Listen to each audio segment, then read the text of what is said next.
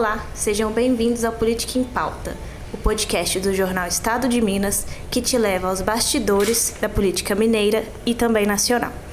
Eu, Silvia Pires, converso hoje aqui com a minha colega de editoria, Alessandra Mello. Seja bem-vinda, Alessandra. Olá, Silvia. E também com o repórter de política, Andrei Megre. Oi, Silvia. Oi, Ale. Nesse episódio a gente vai discutir algumas pautas depois aí de uma semana encurtada pelo feriado. Vamos falar sobre o aulão de IA no Mineirão, que teve uma confusão entre os alunos. Também um pouco sobre as eleições de Minas Gerais para o governo. E, na sequência, o nosso último bloco vai abordar o tarifaço, a retirada da taxa de 40% ontem pelo Trump. Então, começando com o nosso primeiro bloco, a gente entra no assunto aulão de IA, que aconteceu na última quarta-feira, que era uma aula prevista para entrar no Guinness, com alunos ali do ensino médio, para abordar um pouco de inteligência artificial. E no meio dessa aula, a gente ainda não tem ao certo o que gerou a confusão, mas acabou rendendo uma pancadaria entre os alunos. Parece que começou a partir de uma fala de um dos apresentadores lá, perguntando quem estava torcendo para o Atlético, quem torcia para o Cruzeiro, porque o evento foi no Mineirão, né? E a partir disso, dizem que foi uma... já estava um clima de tensão, mas foi a gota d'água que começou a rolar essa pancadaria ali entre os jovens. Na verdade, o governador Zema queria colocar esse aulão no livro dos recordes, né? Como maior aula online sobre inteligência artificial. A intenção era essa. Tanto que no dia anterior do aulão, esse foi o release distribuído pela assessoria do governador, convocando a imprensa para o que seria o maior aulão online para entrar no livro. E o que se viu, na verdade, foi bem como disse aqui a manchete aqui na primeira página do Estado de Minas, aula de pancadaria, né? Começou uma confusão e ela virou uma confusão generalizada. Foi uma sorte não ter acontecido algo gravíssimo, porque podia ter acontecido algo gravíssimo nesse ambiente, né? Como o Andrei falou, não se sabe certo o que aconteceu, mas parece que foi gerado por uma brincadeirinha feita pelo locutor, quem é galo, quem é atleta, quem é galo, quem é cruzeiro. O secretário de Educação disse que estava apurando a possibilidade de existir uma rixa já combinada previamente entre os estudantes nas redes sociais. Eu sei que a pancadaria também sobrou para o governador, porque ele apanhou da oposição em relação a esse aulão. Foi ou não foi, Silvio? Foi, depois teve uma reação, né, dos deputados da oposição para questionar justamente essa articulação. O governo falou que era uma briga já planejada, mas se ela já era planejada, por que não houve ali uma atuação do governo para tentar coibir isso que já estava previsto para acontecer? Tem várias versões do porquê que essa briga aconteceu, né? Mas a questão é que demonstra uma falta de planejamento ali. Um evento grande com 30 mil alunos e que terminou não no seu objetivo de ensinar, mas com uma briga. Em um evento que contou com a presença do vice-governador Matheus Simões, candidato à sucessão de Zema, e o próprio governador Romeu Zema, que deixaram o evento logo após o início da confusão. E nas críticas feitas pela oposição e também pelo Gabriel Azevedo, pré-candidato ao governo de Minas pelo MDB, foi de que, na verdade, o aulão era uma atividade eleitoreira de marketing para cenas para a futura campanha eleitoral de ambos, e que isso acabou, uma ação, segundo eles, eleitoreira, colocou em risco a segurança dos alunos e professores nesse evento que foi um fiasco e repercutiu mal, obviamente, em todo o estado, em todo o país, né? Foi notícia em todos os jornais todos os jornais do Brasil, esse evento aí desastroso. O secretário foi convocado, né, André? E foi a segunda aparição pública do Zema nessa semana que teve esse burburinho, né? Teve também aquela questão da inauguração na Praça da Liberdade, das luzes de Natal, em que ele também foi ridicularizado pela oposição, né? Teve aquele vídeo da Duda Salabert zombando dele por ele ter errado ali na contagem, na hora de apertar o botão. Ele também foi vaiado por parte do público, assim como foi vaiado no Mineirão. Então é uma sequência, assim, um curto espaço de tempo que o governador foi ridicularizado em público, assim, né? A oposição não perde uma oportunidade, né, de atacar, sabe que ele é candidato, pré-candidato ao Estado, à presidência da República, talvez a vice, e também o próprio Matheus Simões. Isso aí faz parte do jogo, mas assim, demonstra realmente, no caso aqui da educação, uma coisa assim, totalmente sem sentido. O secretário da Educação, inclusive, foi convocado para prestar esclarecimentos na Assembleia Legislativa, não sei que dia que foi marcado, porque a convocação foi aprovada, e foi convocação, né, não foi convite, e ele vai lá dizer sobre o que aconteceu. E se até lá tiver alguma investigação caminhando nesse sentido de que houve uma coisa combinada previamente, de qualquer maneira, um ato, né, de uma tentativa de colocar na imprensa, no livro de recordes, que foi a crítica que a oposição fez, né? Não é disso que a educação de Minas Gerais precisa, né?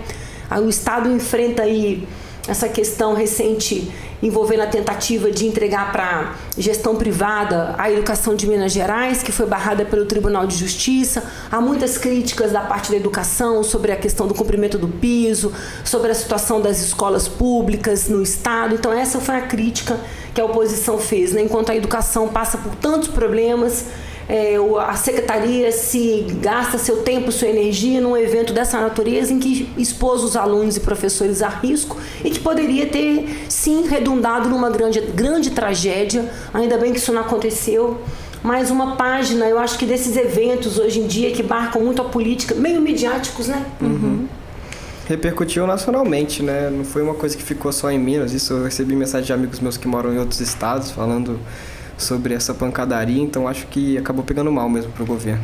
A campanha nas redes sociais, né? Hoje em dia, tudo pelo um like, um clique na rede social é o que move hoje. Que vai render um corte para ser publicado em redes, né? E os adversários não perdem oportunidade, né? Obviamente, nessa disputa política, aí a oposição entrou de sola, criticando Duda Salabert, Bela Gonçalves, vereadora de Contagem, Lohana, o bloco da oposição, Gabriel Azevedo. Então, assim, foram inúmeras críticas do governador, que tem uma relação meio conflituosa com o servidor público no geral, né? O governo do estado tem uma relação em função da não concessão dos aumentos, o estado vive em dificuldade financeira, não tem condição de repor nem as perdas inflacionárias, isso vai dando um desgaste no dia a dia, né? Então foi mais uma ação aí que também envolvendo essa categoria, servidor público, que tem o governador enfrenta uma certa dificuldade no trato com eles. Vê-se, por exemplo, um assunto que nós vamos tratar logo na sequência, assim, que é a questão da segurança, né, Silvia? Uhum. A gente pode ir passando para o nosso segundo bloco, então. Vamos falar um pouco sobre as eleições ao governo de Minas Gerais, que ainda já tem seus candidatos colocados e alguns ainda indefinidos. É o caso, por exemplo, do senador Rodrigo Pacheco, que a expectativa do PT era que ele se lançasse no governo de Minas, porém ele vem demonstrando já há algum tempo que tem uma sinalização de que ele prefere sair dessa vida política. Ele fez uma fala dessa e no dia seguinte deu uma retratada, não foi, Andrei? Eu lembro que você fez O senador Rodrigo Pacheco sempre foi o nome preferido pelo presidente Lula para disputar o governo de Minas, mas ele nunca demonstrou exatamente esse interesse, né? Pelo menos publicamente, ele sempre foi muito político, disse que ia tratar essa decisão junto com os pares dele. E aí essa declaração, depois dele ser preterido, o presidente Lula escolheu o Jorge Messias para ser ministro do STF, e depois desse encontro em que o Lula anunciou para o Pacheco que ele não era o nome escolhido, ele deu essa declaração dando indícios de que quer terminar a vida política no fim do mandato, que começa em 2027, né? Que termina no início de 2027. E essa declaração abre margem para a gente começar a descartar o Rodrigo Pacheco, né? Se ele já não se colocava nessa posição de pré-candidato, agora fica ainda mais fraca essa possibilidade da candidatura. E agora o PT, a gente está vendo um movimento de aproximação com Alexandre Calil, que foi um nome apoiado nas eleições de 2022. Existe essa relação se estremeceu, né? A gente viu de 2022 para cá, mas o PT, principalmente as lideranças nacionais do partido, estão buscando essa aproximação. O presidente Edinho, presidente nacional do PT, tem uma reunião marcada com o Calil aqui em Belo Horizonte na terça-feira, e depois ele pretende passar para as lideranças estaduais. Ainda é um assunto que tem que ser muito discutido internamente no PT mineiro, porque a gente sabe que o PDT aqui, que é o partido que o Calil recentemente se filiou, é um partido que compõe a base do governador Romeu Zema, né? Então pode criar uma dificuldade ali na hora de fazer essa oposição ao governador Matheus Simões, que vai ser o representante do Zema no pleito do ano que vem. Então ainda o PT começa a construir essa aliança. A gente não sabe se realmente o Calil vai ser o candidato do Lula aqui em Minas Gerais. E só para lembrar o ouvinte, um telespectador aí, não sei quem tá nos ouvindo, que o Calil disputou a eleição em 2022 tendo como candidato a vice o petista André Quintão, né? Ele era deputado estadual, compôs a chapa com o Calil perdeu a eleição no primeiro turno para o governador Zema, reeleito logo na primeira etapa dessa disputa. O Pacheco deu uma declaração de que talvez se retirasse da vida pública. Isso foi interpretado como uma declaração de que ele não iria concorrer. Depois, no outro dia, ele não é bem assim, deu uma outra declaração também meio dúbia, assim, como é bem a cara do Pacheco, né? Assim, muito formal no trato, até mesmo nos posicionamentos por nota e nas entrevistas. Mas que deixavam aberto assim, se ele vai conversar primeiro, né? Talvez haja ainda um movimento para pedir que ele permaneça candidato. O fato é que o vice-governador Matheus Simões está compondo a sua candidatura e atraindo aliados, tentando se aproximar do PL, enquanto do outro lado, que é o palanque que o presidente Lula necessita em Minas Gerais, né? Segundo o maior colégio eleitoral, um estado tido como definidor das eleições. Nas últimas eleições, quem ganhou em Minas Gerais ganhou no Brasil, e os resultados em Minas Gerais sempre foram muito próximos dos resultados nacional. Minas é considerado o estado síntese do Brasil, né? Pela posição, pelos estados com quem ele faz fronteira. Então, esse não é uma lenda urbana, uma lenda eleitoral. Os resultados de Minas Gerais nas últimas eleições sempre se aproximam, desde quando voltou o voto direto, sempre se aproximam muito do resultado nacional. Então, o Lula fica aqui nessa dificuldade, ainda nessa dependência, porque não se sabe ainda se o Pacheco não vai ser. Tudo indica que não, mas não há ainda uma certeza. E nesse meio tempo, o PT tenta construir essa candidatura, lembrando que o MDB também lançou um candidato, Gabriel Azevedo, que tem interesse sim de uma composição com as forças de esquerda, né? Não com a indicação ao vice, talvez, porque o vice do PT pode rechaçar um pouco o eleitorado do centro, mas essa composição ainda de como vai ser e quem de fato, quem vai dar o palanque aqui para o Lula, ainda tem uma definição. Essa vinda do Edinho estava marcada para outra semana, né? Deixou de acontecer em função do assassinato do ex-deputado Paulo Frateschi, que era muito próximo ao Edinho, muito próximo do comando do PT. Ele volta agora nessa semana, terça-feira, para esse encontro. É um encontro mais restrito, né?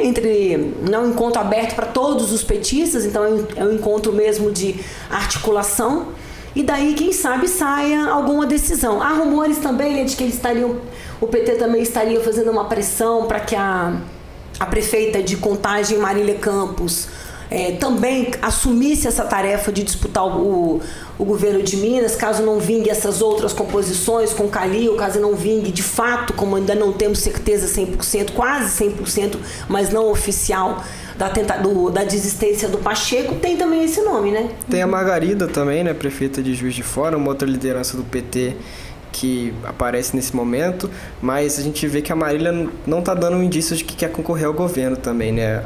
As declarações recentes dela, parece que ela quer concorrer ao Senado, é a principal intenção dela, mas ainda existem quadros do PT que tentam forçar essa candidatura. Como você falou, tem o Gabriel Azevedo também como oposição para uma aliança do PT. O MDB faz parte do governo federal? Pois é. E as lideranças estaduais ainda estão tentando uma conversa com o PSB, tentar aumentar o diálogo com esse partido em busca de uma aliança mais efetiva, em busca de um nome para 2026.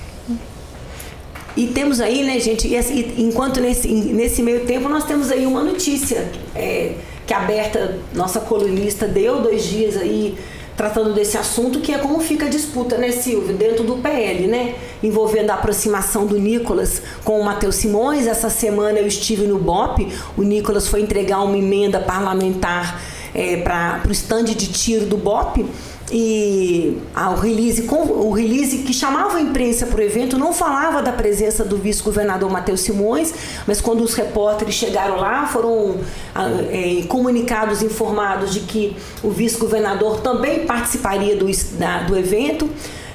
O vice-governador do lado do Nicolas, sempre durante a entrevista, sinalizando com concordância com tudo que o parlamentar falava. Depois, um bastidorzinho, quando o Nicolas saiu, o vice-governador o convidou para ser paraninfo de uma turma de formandos de policiais militares. Ele falou, deixa eu ver a minha agenda, mas muito claro ficou para quem estava cobrindo lá, bem claro, assim, a gente já vê esses sinais no que tem saído dentro dos meios de comunicação, mas a gente viu muito claro lá essa tentativa do Simões de se aproximar do Nicolas, o que não é uma coisa assim pacificada dentro do PL, né, Silvia? Uhum. E o que a Berta trouxe pra gente de novidade é que essa presença do Matheus Simões não partiu de um convite do Nicolas. Já fica um clima um pouco demonstrando essa questão da racha no próprio partido, por essa questão da aliança que tem se tentado fazer com o Zema. O PL tem uma dificuldade com o governador Romeu Zema na Assembleia Legislativa, porque envolvendo os parlamentares ligados às forças de segurança. Tem lá o deputado Sargento Rodrigues e o deputado Caporeso, principalmente. O deputado Caporeso, gente, para quem não se lembra, ele é um deputado que há pouco tempo subiu na tribuna e desfiou um rosário de críticas contra o Zema, inclusive críticas que a gente não tem nem como reproduzir aqui, palavras agressivas assim em relação ao governador. E o Sargento Rodrigues é um opositor ferrenho do governador Romeu Zema e do Matheus Simões na Assembleia Legislativa, tudo causado pela não concessão de um aumento salarial prometido para o Zema prometido pelo Zema para as forças de segurança durante a campanha eleitoral de 2022, não cumprido posteriormente, e que provocou um desgaste muito grande. Então, o Sargento Rodrigues e essas forças do PL ligadas à Polícia Militar, que são forças muito ligadas aos movimentos de direita e de extrema direita na capital, ficaram insatisfeitas com a presença do vice-governador no evento do Nicolas. A informação primeira é de que Nicolas teria convidado o Simões para o evento, depois isso foi desmentido pela própria assessoria do Nicolas, que procurou a Berta Macarum para dizer que não houve esse convite, que o convite não partiu do Nicolas para a presença do vice-governador. Hoje o Nicolas vai estar com o Bolsonaro, a notícia ainda a gente não sabe do resultado, porque não temos ainda, mas o Nicolas pediu autorização para o Moraes para se reunir com com o ex-presidente Jair Bolsonaro, e nessa entrevista que o Nicolas deu para a imprensa no BOPE essa semana, ele fala, questionado sobre o governo de Minas, sobre o caminho que o PL vai traçar no governo de Minas, ele disse que aguardava um posicionamento do Bolsonaro e que o rei do Brasil, o imperador do Brasil, Alexandre Moraes, tinha autorizado que ele, Nicolas, fosse visitar, e essa visita vai acontecer hoje. Apesar do Nicolas ter se construído como uma liderança bem importante da direita, não só em Minas, mas no Brasil, ele ainda mostrou essa subserviência ao ex-presidente Bolsonaro, de que ele só vai disputar as eleições pelo governo aqui em Minas se o Bolsonaro assim quiser, se o Bolsonaro indicar nesse sentido. Então, acho que essa reunião tem tudo para trazer uma novidade nesse sentido, se o Nicolas vai disputar o governo, se o PL busca apoiar outro candidato, como é o caso do senador Cleitinho, do Republicanos. E a gente viu que esse movimento do Matheus Simões também está muito ligado a tentar facilitar a eleição dele no próximo ano, tentando trazer os candidatos que poderiam tirar votos dele, que tem um alinhamento político parecido, como o Nicolas e o Cleitinho, tentando trazer o PL e o Republicanos para essa coligação gigante, que ele já abarca o PSD, o Partido Novo, o PP, a União, entre outros partidos. Ele disse, inclusive, no ato de filiação ao PSD, que está tentando fazer uma frente ampla do centro à direita, à extrema-direita. Então, esse movimento, mais um de tentativa de aproximação do Simões, por mais que não tenha sinais claros do Nicolas e desse grupo das forças de segurança querendo se aproximar dele, ainda existem grupos do PL que veem com bons olhos esse tipo de movimento. É isso mesmo. O Simões caminha já com a sua candidatura mais organizada e busca, claro, o apoio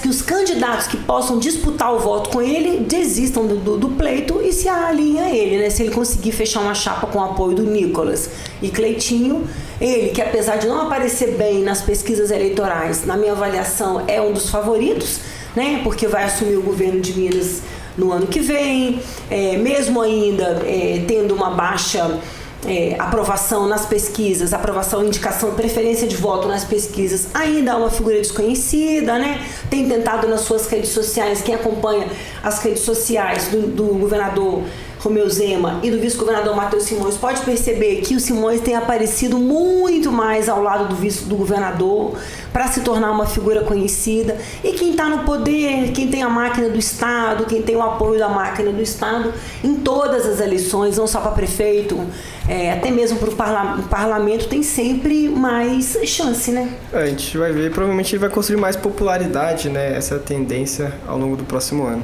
Foi o caso do Fuad, por exemplo, também, né? Quando ele começou a corrida, ele também não era muito conhecido, ele era vice do Calil. Quando ele foi disputar a eleição, ele já não era um nome muito conhecido, era apontado nas pesquisas ali como alguém que não aparecia muito e, no fim das contas, ele foi eleito, embora ele tenha falecido. É isso mesmo, é um movimento bem parecido, bem lembrado, né, Silvio? O Fuad é um caso muito clássico, e pelo mesmo partido, PSD, que é um partido que tem bastante tempo eleitoral na televisão. E isso, gente, é um atrativo enorme. Era, inclusive, uma das grandes preocupações do vice-governador Matheus Simões. Um partido como o Novo, que não tem base na Câmara dos Deputados, tem pouco tempo na televisão, porque o tempo na televisão ele é distribuído conforme a bancada que o partido tem no Congresso Nacional. Então, como o Novo não conseguiu eleger muito parlamentar federal, ele não tem muito tempo na televisão. E também, proporcionalmente à sua representação federal, o partido também recebe recursos, que também são proporcionais à quantidade de deputados que ele tem. Então, isso também era uma dificuldade. No PSD, ele tem tempo e mais dinheiro. Não só isso, mas também as articulações políticas do PSD são muito sólidas, né? A gente vê que o partido compõe o governo Lula com o Alexandre Silveira, né? Tem um ministério, tem outro ministério também que eu não estou me recordando, e essa articulação política do Gilberto Kassab também envolve o Domingos Sávio, né? Que é um dos pré-candidatos ao Senado pelo PL e que parece que é um dos setores do PL, segundo a coluna da Aberta, que está disposto a fazer essa ligação com o Simões em busca dessa coligação forte para que o Simões dispute o governo e que o Domingos Sávio seja um dos indicados ao Senado. Lembrando que cada partido vai poder indicar 2 senadores, né, para a próxima eleição. 2 senadores vão ser eleitos por cada estado. Se não tiver federado, né? Porque se tiver federado, federação, quando os partidos se unem, continuam sendo partidos independentes, mas eleitoralmente tem que se comportar como se fosse um único partido. É porque nesse ano a disputa para o Senado são 2 vagas que serão preenchidas, então tem essa articulação, né? Uhum. Vamos seguir para o nosso próximo bloco, então. A gente entra agora no assunto do tarifaço. Na noite de ontem, o presidente Trump revogou as tarifas de 40% sobre os produtos agrícolas do Brasil. Isso depois de ter passado por uma baixa das tarifas também no fim de semana, né, que era uma queda de 10%. A sinalização do governo brasileiro era de tentar melhorar essas taxas, ainda tinha sido comemorado como uma vitória, mas ainda tinha ali um impacto muito forte, principalmente sobre o café, que o Brasil é o principal exportador de café. Então agora essas taxas todas caíram e café, frutas entram dentro desse pacote de isenção, que é uma novidade muito boa que a gente tem que acompanhar como é que vai ser a repercussão disso, né? Depois do governo Lula ter tido algumas baixas, principalmente nessa área de segurança pública, na discussão ali do PL antifacção, agora é uma vitória, uma coisa a se comemorar, que eles podem usar aí como um recurso. Mas setores da direita ainda insistem em dizer que isso não é uma vitória da diplomacia do Lula, né? O Eduardo Bolsonaro mesmo, que é o grande responsável por esse tipo de movimento do governo Trump, como a proposição das tarifas de 40%, também a lei Magnitsky contra o Alexandre de Moraes e outras sanções contra autoridades brasileiras, ele disse que a diplomacia brasileira não tem responsabilidade sobre isso, né, de que foi uma ação realmente do presidente Trump. Então a direita ainda vai tentar construir essa narrativa, enquanto a esquerda pode conseguir uma vitória política em torno da redução dessas tarifas, né? Na verdade, eu acho até que já foi uma vitória do Lula, né? Essa abertura desse diálogo com o Trump, que citou ele nessa decisão de reduzir a tarifa, e no primeiro encontro com eles disse para o Lula que o estadunidense estava sentindo falta do café brasileiro, né? Eles tomam muito café lá, muito mais do que nós aqui no Brasil, tomam muito café lá, então é uma bebida que faz parte do dia a dia do país, e o próprio Trump falou lá nesse dia do encontro, né? Eu acho que foi sim uma vitória já para o governo. A direita está tentando, a extrema-direita está tentando construir essa narrativa de que não foi uma questão de diplomacia. Se não foi diplomacia, foi o quê? Foi o Eduardo Bolsonaro, o camisa 10 do Lula? Porque o Eduardo Bolsonaro tem sido tratado como o camisa 10 do Lula, né? Porque no final de contas essa questão do tarifaço, que poderia ser, e no começo foi uma coisa que impactou demais o governo, né? Que criou-se um medo na população no geral de que tudo ia subir, de que produtos não poderiam comprar produtos. No final a questão foi contornada de uma maneira que reverteu um ganho para o presidente Lula. Isso já vinha apontando nas pesquisas, e como a Silvia falou, talvez agora, para dar um pouco suplantar esse assunto do PL antifacção nessa questão da popularidade do presidente, que não abalou conforme as pesquisas apontaram. A Quest fez uma pesquisa logo depois, mas deu uma estagnada ali na popularidade do presidente Lula, que vinha paulatinamente, mês a mês, recuperando em relação a índices anteriores. E isso é uma coisa importante. Ano que vem uma eleição se avizinha aí, é bom, né? Toda uma rejeição grande é um sinal de dificuldade na disputa eleitoral.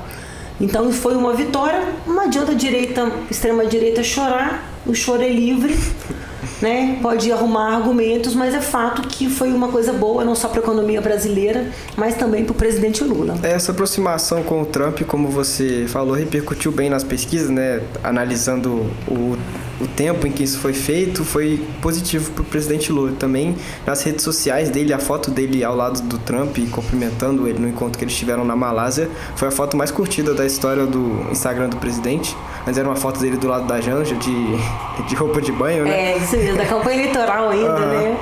E essa foto bateu o recorde, então é outro indício, né, de que tem pegado bem pro Lula essa aproximação do Trump, apesar de que não é exatamente uma aliança, né, que nem o Trump tinha com o Bolsonaro, por exemplo, na época que o Bolsonaro era o presidente do país.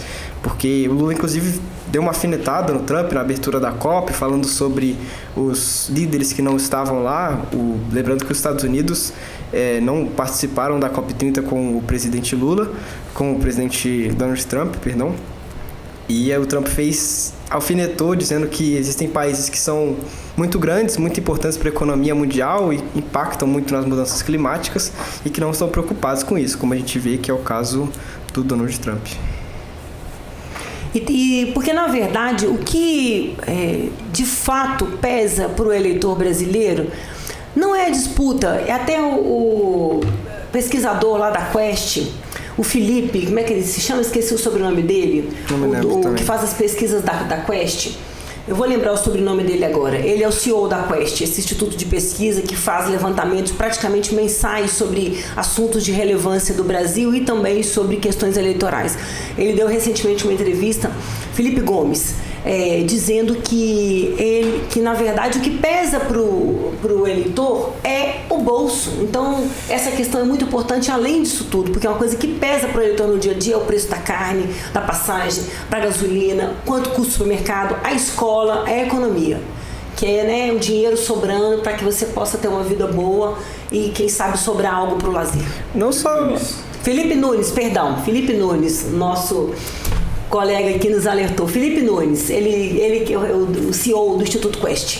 Não só para o eleitor, mas também politicamente, né? A gente viu naquele racha que o PL está tendo em Santa Catarina por conta da disputa, possível entrada do Carlos Bolsonaro na disputa para o Senado por Santa Catarina.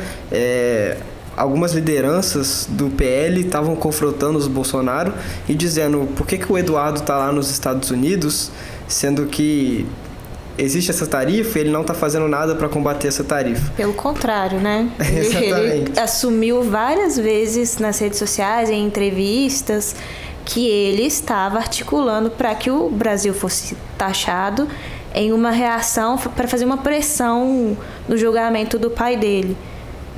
Exatamente. E, inclusive, lideranças políticas agora cobram dele para retirar essas tarifas. E como foi uma vitória, a gente está vendo mais ligado ao presidente Lula, isso pode repercutir politicamente também em torno da base do presidente. É isso aí. Essas cenas dos próximos capítulos, inclusive com a possibilidade, quem sabe, do Bolsonaro ser preso, né, nos próximos dias ou até o final do ano. Essa vai ser uma semana decisiva, né? Uma semana importante. E semana que vem, talvez uma definição tenhamos, né, Silvio, sobre a questão da sucessão mais clara em Minas Gerais, tanto no campo do lado do Pacheco, quanto no campo do PL, a partir dessa reunião do Nicolas hoje com o Bolsonaro. Então, semana que vem promete. Então, o Política em Pauta fica por aqui. Até a próxima semana. Obrigada, Alessandra, pela sua presença. Obrigada, Andrei. Obrigado. Você pode acompanhar o Política em Pauta no seu tocador de podcast preferido. Até a próxima semana.